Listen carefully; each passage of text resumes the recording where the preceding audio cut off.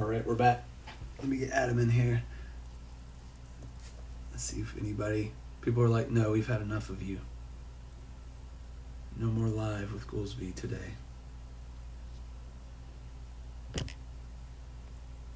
We're tired of you, Goolsby. Leave us alone. 16 people don't hate us right now. Sweet.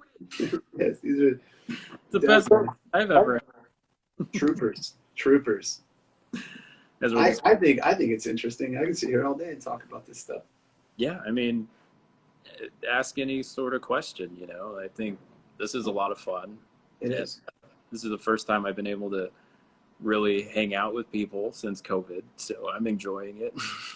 I love it, man. That's why I love coming on here and doing these. Is it gives me a chance to. I was supposed to be on tour, man. I was in that headspace of like, I'm gonna get to see people that like my band and hang out with them and talk to them, and then it was just like, I'm gonna live in my house for the next 4 months. Yeah. So the fact that I could do this is great, and I can bring people on like my friends. Like not only can I talk to, fans, but I can talk to friends. Like we're all in one place right now. It's cool. Yeah, and it's nice to be able to at least digitally get together in a group of people, and COVID isn't contagious through the internet, so that's good. Able just to hang out. So Tony's asking, what other video work do you do aside from music videos? So currently I do a lot of social media marketing videos. I just wrapped up a campaign with a car dealership. That's how exciting my shit gets outside of. Sell the metal. Sell the metal. Sell more metal. Toyotas, actually, if you want to buy a Toyota, check out my videos. Big ups. And then I also do social media marketing for a local haunted house, the Nightmare on 13th. So I've been doing that for them for about 10 years. They're actually one of the bigger haunted houses in the West, actually. So that's one thing that struck me about Salt Lake City. I've been through Salt Lake City many times in my life prior to establishing, some type of connection to the area through, Shadow Windhawk and Zombie Cock and yourself. Mm-hmm. But I never really, we would just play shows. So we would roll through, play a show, and then that was it. We go to the next town.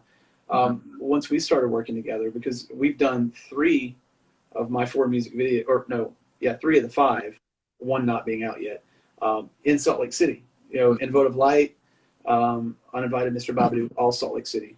So I've had some time to spend there, a little more than I had before in the past. And that's what struck me was all the haunted houses, because, and I'll let you, kind of elaborate on that, but when you think of Salt Lake City, SLC punk, there is a conservative element to it, but I find it interesting that, like, for such a conservative area, Salt Lake City loves its Halloween, man.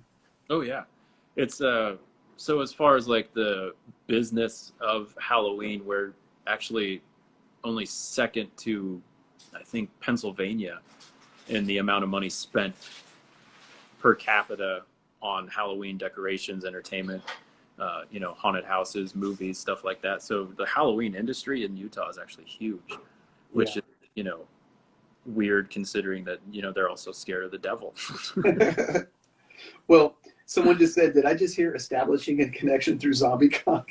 Okay, if you don't know who Zombie Cock is, I guess that is a weird sentence. I'm sorry. Zombie Cock is a band in Salt Lake City. I actually didn't meet Adam through the act of a zombie's cock. Through a band. Yeah. It's a band. They had it coming. I wish Willie was on here, because that's funny, because Willie is like the main guy in Zombie Cock, and his name is also that of a dong. Yeah. Zombie Cock. Willie Dong.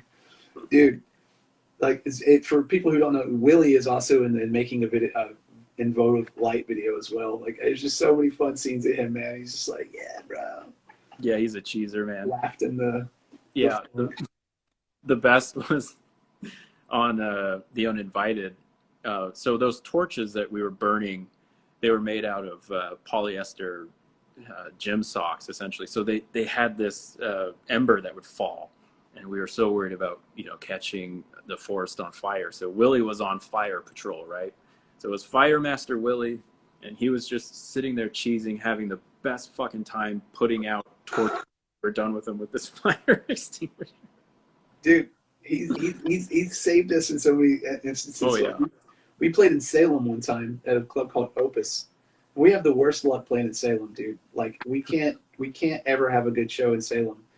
Well, the shows are good, but like there's always some type of situation. We used to play at a place called Kodo across the street from Opus, which was a Japanese hibachi steakhouse that also did shows on Friday nights. Mm-hmm. So we got there one night, and we got there. Their dinner party was going too late, because what they do is after dinner they move the dinner crowd out, and the punk rock kids would come in. They put the stage up. Well, our shit got started late because the dinner party went too late. So by the time, first, second, third band went on and we went on, it was close to midnight. And they were like, yeah, 4 or 5 songs in, you got one more song. And the sound guy was being an asshole. So I was like, all right, well, there's people who drove here to see us, headlining band. I'm not saying we're important, but I'm saying we're the last band. And they drove to see the last band, so we got to play. And then that didn't happen.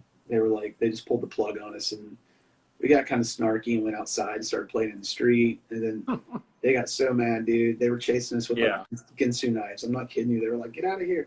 Well, they have that curfew in Salem, right? Like in Salem, they have that curfew. At least every time I've been there. Yeah, exactly. Street after 10. Yeah, it was. I got it. It was just the dude's approach. So we couldn't play Opus anymore. So we started, Kodo. So we started playing Opus.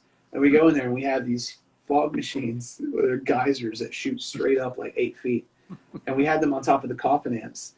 Yeah. And once they were on top of the amps, it only was about a foot at the most between the ceiling. Mm-hmm. And we didn't realize that we had these fog machines positioned right under the sprinklers. The Willie's over there, and one of the cues, he's like, psst. He was cueing the fog. Willie was. Yeah, they go up, and it was instant. Like red lights started flashing, and I didn't realize what was happening because I just kept playing. Right. My vocals were off, but like Johnny was playing. I heard Johnny go, "Fire, fire!" just to freak people out. I'm like, why is he screaming fire? Yeah, like, we're doing good tonight. We're on fire. And they think, I didn't understand what was happening. I just saw red lights, and then the fire department came down, and they had to shut everything off, and they got mad. And they were like, you can't play here anymore. But it just made me think, Willie, man, he always ends up on fire duty. So yeah, he also ends up on fog duty all the time too.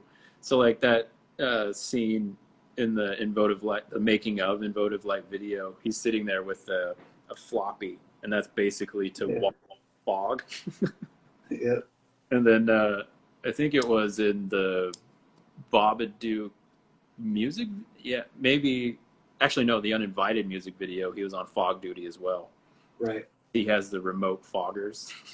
Yeah, exactly. That's what we had too. We just be over there. Psst. Yep. Those things are great, man. Yeah. But yeah, so we'll be doing some stuff together again. Once I get this new album out, I know we've talked about it, but just want to let everybody out there know, we have another anthology of stuff, videos on their way. Inevitably, it just whenever we can get out and do stuff again, whenever we can go out and have satanic rituals in the forest again. Whenever we can go burn effigies, and we'll be out there shooting. You can count on it. Oh my God, man! No. I am going to be wearing one of those suit of armors. You watch in one of the next videos. I have an idea. It's going to happen. I'll try to get a hold of Grant one of these days and see if he's still able to, lend us some cool props or something. I haven't talked to him since our shoot, actually. Yeah. Yeah. But we have a question. What was proved to be the most complicated collaboration? Dude, I would say the last one that we shot. Yeah. Which we're not going to mention the title, but just due to the logistics of it. So I flew out to JFK from Salt Lake with my gear, which I had to check. And then as it came off of the carousel in JFK, there was a huge rip in my lighting bag. I was like, oh, fuck, how much stuff did I lose? Luckily, we didn't lose anything. And then from there, it's just like the travel. Like we traveled from, New York into Connecticut into Salem, all around Massachusetts. And yeah, dude, logistically, I'd say that was the most complicated. Yeah, there was a lot to that, man, because we we decided to go down to Terrytown on one of the days from Massachusetts because, see, when you were out here, just for everyone else out there, like we were doing Hollow Body's music video, but also a video for Damnation for one of the songs off of their album, The Equinox.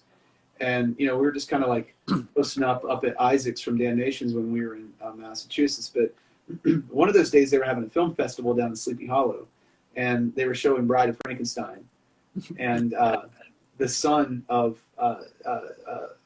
Franz Waxman, who was the guy who wrote the score for Bride of Frankenstein, his son was there. So they were showing Bride of Frankenstein, and he was doing a Q&A panel with the score composer's son. So I was like, dude, we got to do that. So we drove all the way from like Massachusetts down to Terrytown. And then we went like right back, more or less, right? We stopped here and then went straight back and did some more filming. And it was crazy. It was a lot of running around, man, for sure. Yeah, we drove from Fitchburg down to Terrytown, back up to Fitchburg. And then Fitchburg. I'm sorry, guys, if that is just offensive to anybody. Massachusetts. Not. Massachusetts knows. That's how it is. That's how it goes. Hell, dude, they used to get mad at us. Like I would say, Worcester, and they're like, Worcester. I'm like, okay, so Yeah. And I'd be like, Worcester. They're like, Worcester. And I'm like, Worcester. So I gotta say everything like I'm angry. Yes. Okay. Yeah. Worcester. Just be angry, and then you'll fit right in. That's what I learned.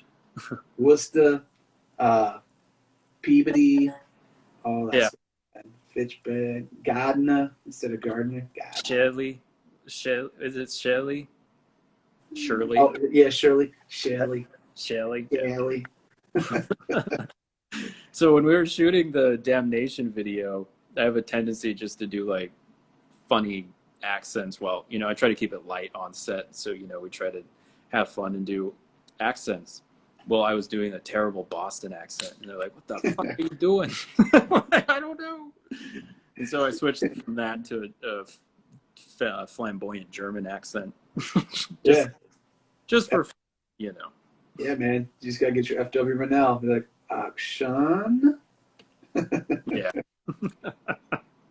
Sehr gut. Anyways, man. Question: Goolsby likes German expressionism. What's your favorite genre of film, not limited to horror? I like. What got me into film was Star Wars. So I would have to say, sci-fi action would be my favorite outside from the horror genre.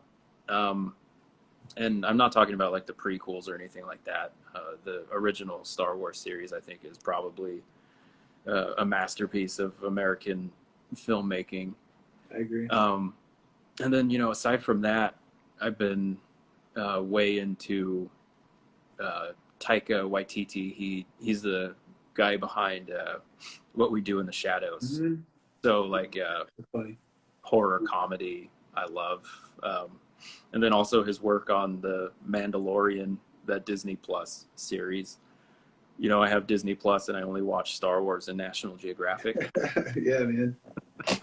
It's all good, dude. Like I didn't know that he was the guy, that he was the director of the Thor movie. I was like, oh, that's that guy. That makes sense. The only Thor movie that I like, Ragnarok, was Taika. Yeah. I was like, it makes so much sense now. It's that guy. And then his most recent film, Jojo Rabbit. Oh, dude, I want to see it. I haven't seen it yet. Yeah, it has some heavy undertones, but it's great. It's about a kid who is growing up in Nazi Germany and is a part of the Nazi youth. Yeah. And his imaginary friend is Hitler, played by Taika Waititi. Well, yeah, I mean, it's satire at its best, it's just like how better to really drive in the point of the ludicrousy of something than to, take something like that and satirize it. I mean, it's the ultimate, like, it's satire, man. It's Oscar Wilde. It's anything. It's like there's no better way to make something look ridiculous than to approach it as if you're, like in this case, like just telling the story, like, like from that perspective. Satire is great, man. I love satire for that. And it He's was good at that. I love the satire behind it. It was interesting. The approach that Taika took to it was so Hitler, I guess, was a vegetarian and didn't smoke, and so throughout the movie, he's offering the kid meat and cigarettes, and that's kind of like a homage to like, this kid doesn't know anything about this guy. Yeah. He's brainwashed by this, cult essentially, and yeah. it was just a brilliant take on that.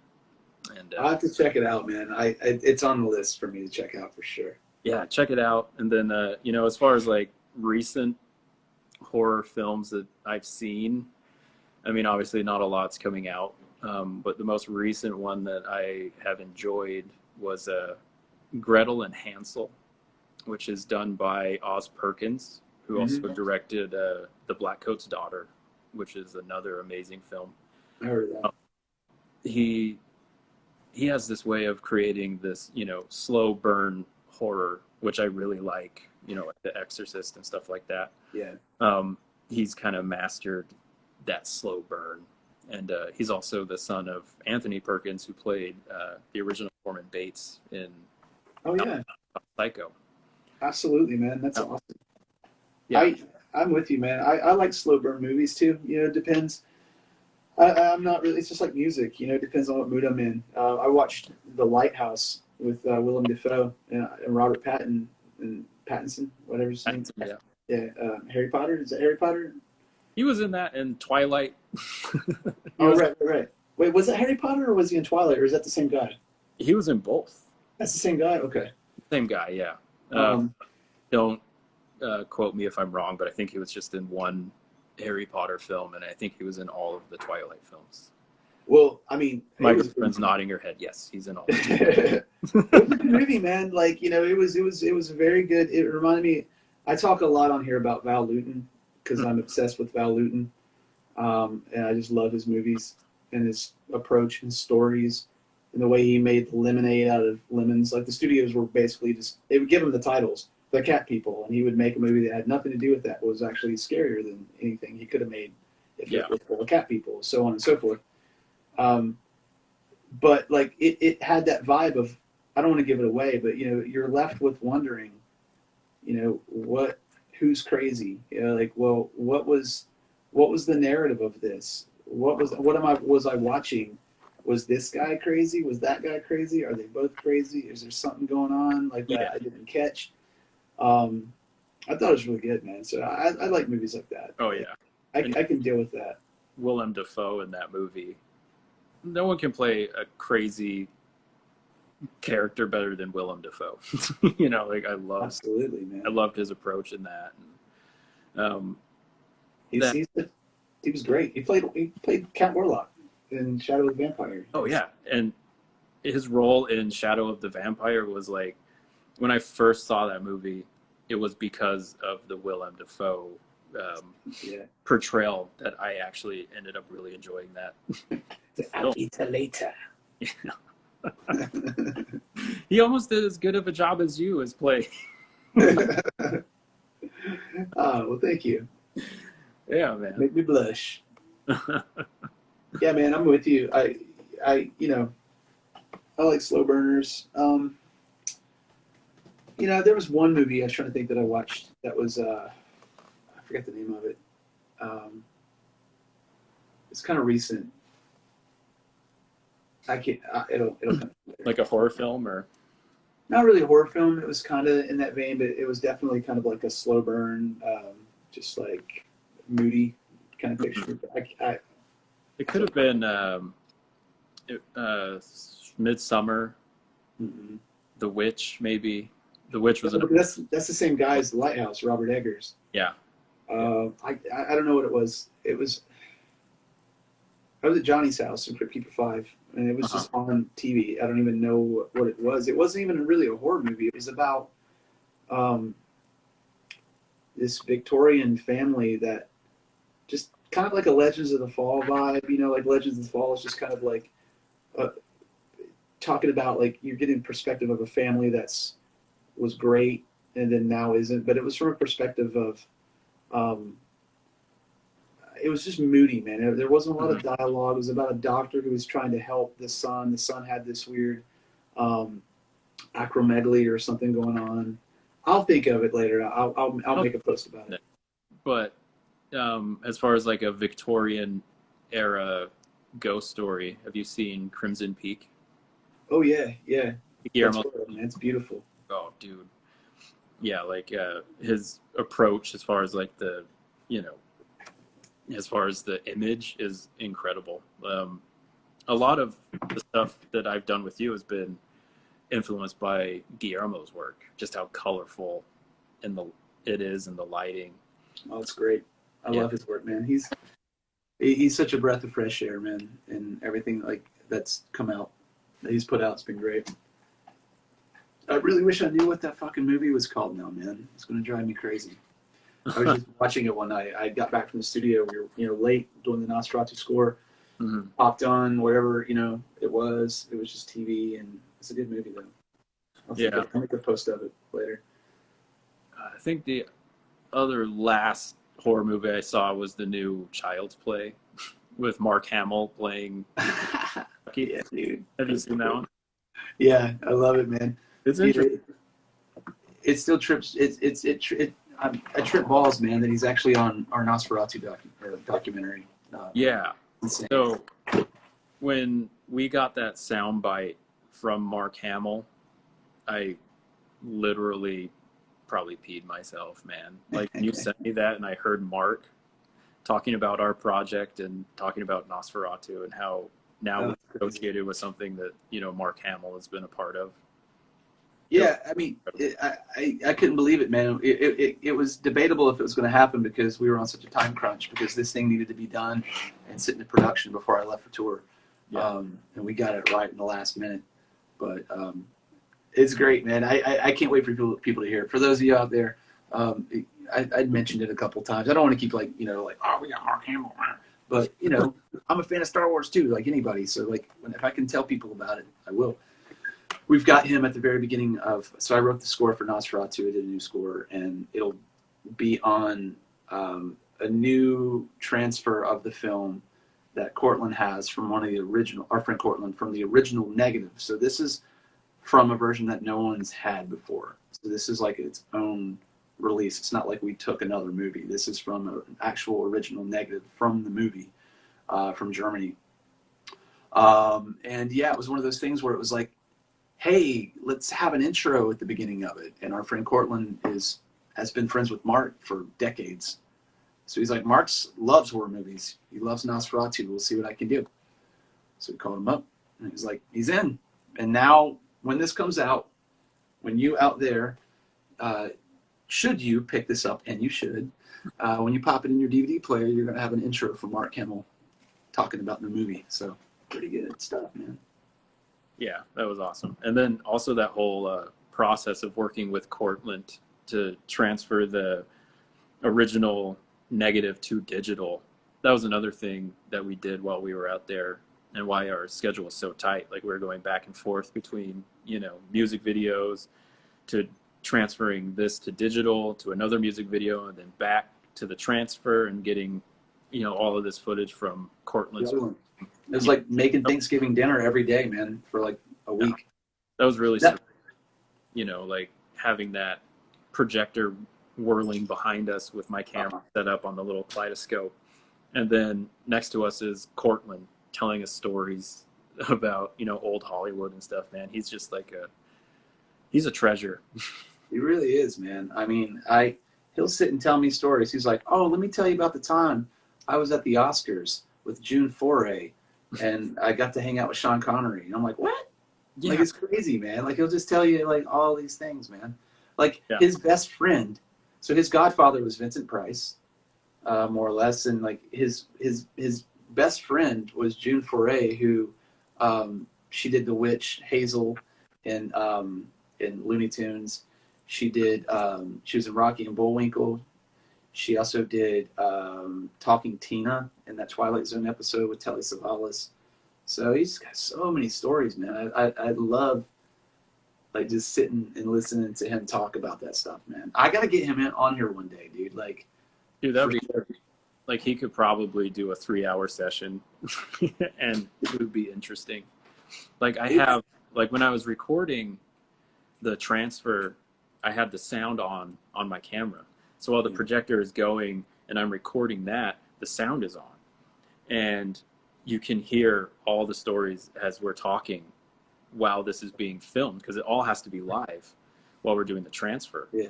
And, throughout the entire film Nosferatu, there's interesting conversation being had between us, mainly just listening to him. It's nuts, man. Like the stuff he talks about, the things that he's done. And just for everyone out there, you bring up a good point. I forgot about this. I want to point this out. The way the transfer worked is, we have this original 16 millimeter print of Nosferatu from Cinématique Francois, which was when the film got banned in Germany, it more or less, just went underground. One copy ended up in the Czech Republic. When the Nazis invaded Czechoslovakia, they confiscated it, took it back to the Reichsbureau, kept that copy. They found another copy, which is the second version of Nosferatu, that has some more footage that they kept there as well. But towards the end of the war, whenever the Russians were coming through and they knew it was over, they were getting everything out of the country. So a lot of the films got taken out, and Nosferatu was one of those, and it made it to France, where it was safe. And it ended up at the Cinématique Francois, and from there, that's where the version that a lot of people see comes from. That's where they changed the title cards. It kind of took a lot of the scenes out, unfortunately. But that made it to America. And Cortland got one of the original presses from that original 16 millimeter print that came off the original negative. Off the original. So this is directly off the original negative. It's one of the ones, you know what I mean, that like would have been destroyed. It's not like a reproduction of a reproduction of a reproduction. And so what we had to do for this process was we needed to digitize it. So what we did was we set up the 16 millimeter camera, and we projected the film onto this tiny little screen. And then Adam was there with his equipment lined up, and then more or less filmed the movie being filmed onto this little projection screen, which was really cool. Yeah, that was really cool. Cool. Done live, like while the video is playing. So cool, man. Yeah, I think it's called a kinetoscope, kaleidoscope. It's something. I think it's a kinetoscope is the tool that he used. I think so. Kinetoscope was Thomas Edison. Those were the little Nickelodeons that he set up everywhere, where you would like flip through the pages. Yeah, it's something similar to that. It's in the something scope. Yeah, but it was crazy because it was just this tiny. It was only this big, man. It was a screen this big. Yeah. The screen was maybe 8 inches. Like it's the size of your iPhone. Yeah, that's exactly. It went through a chamber and it reflected off a mirror onto this screen. So it came out. There was a mirror on the light and the projector, and it shot the image into the mirror, and the mirror shot onto that little screen, and then we filmed that screen. And then I took that, and that's what I record. Well, that's what more or less I recorded too. You know what I mean? Yeah. Like, watching this movie while I play piano. Yeah, and the print that he has, since it's off the original negative, it's basically, a one-off. So essentially, it's the best quality print that you can actually get of the film.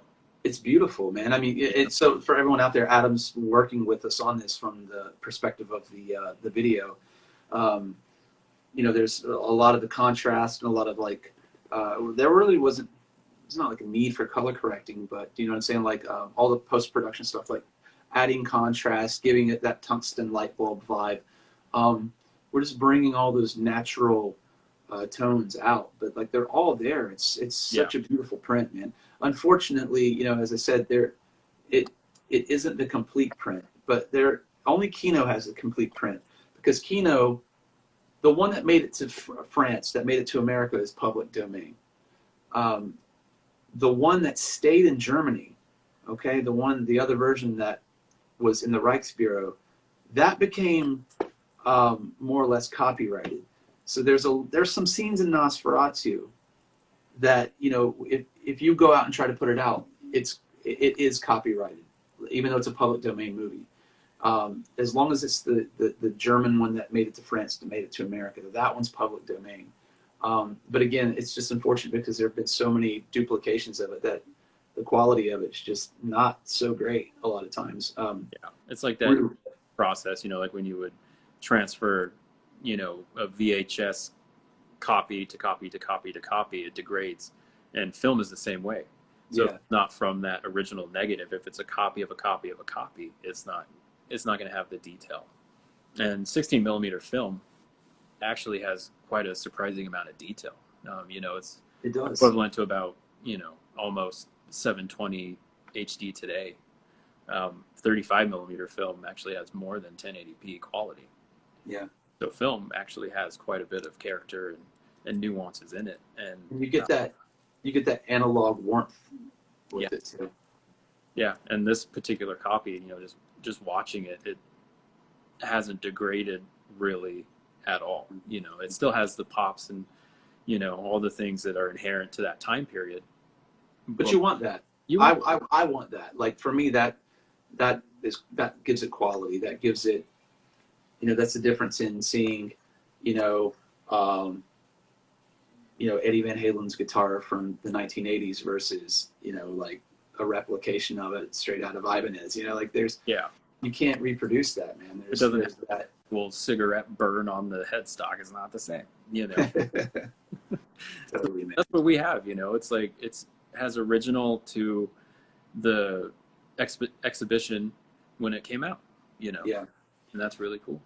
It's going to be full, man. It's going to be a very, very feature-rich production. I mean, beyond the music standpoint, everything that's involved from the video, because this is all going to be presented in when it's available. It's going to come in a DVD format.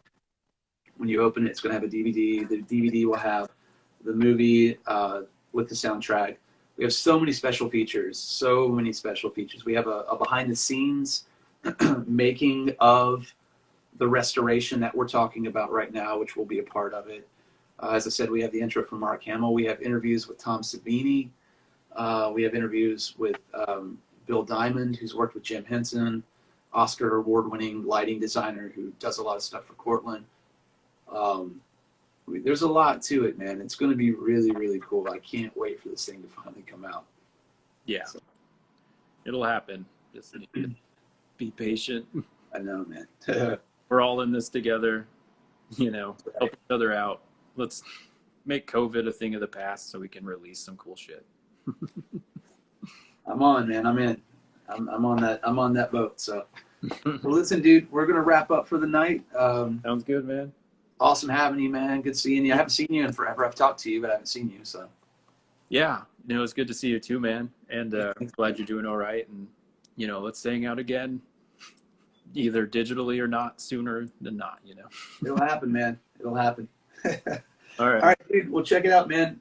Thanks for coming on, and thanks everybody for joining us tonight. We will see you next time.